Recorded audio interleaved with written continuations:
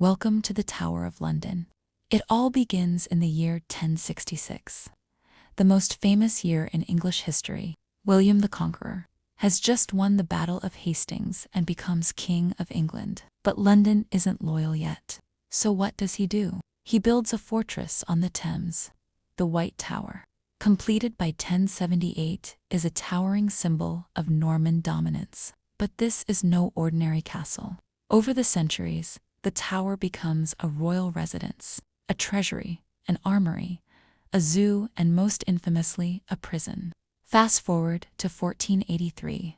The young princes, Edward and his brother Richard, are sent to the tower by their uncle, Richard, Duke of Gloucester. They vanish, no trial, no witnesses. Just two boys who disappear, and Richard becomes king.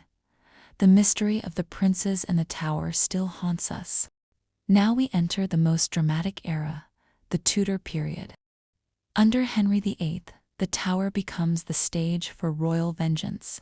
In 1536, his second wife, Anne Boleyn, is imprisoned here. Just days after her trial, she walks to Tower Green, famously composed and calm, and is beheaded by a French swordsman. Her ghost is said to still walk near the chapel where she lies buried. The blood doesn't stop there. In 1547, Henry dies.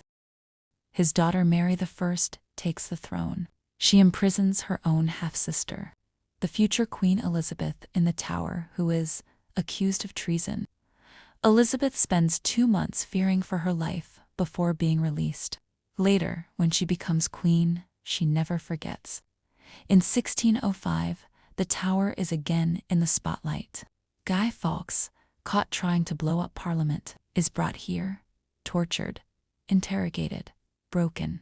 His failed plot becomes bonfire night in British tradition. By the 18th and 19th centuries, the tower's role as a prison fades, but not entirely.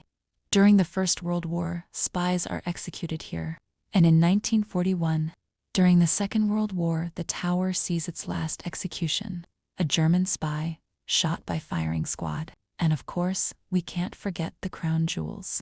Housed here since 1661, after the monarchy was restored, these priceless symbols of power are still guarded by the yeoman warders, the beefeaters, and yes, the ravens, whose presence is said to protect the kingdom itself. So, from royal palace to prison, from torture to treasure, the Tower of London is not just a building, it is a living monument to the darkest and brightest moments of English history.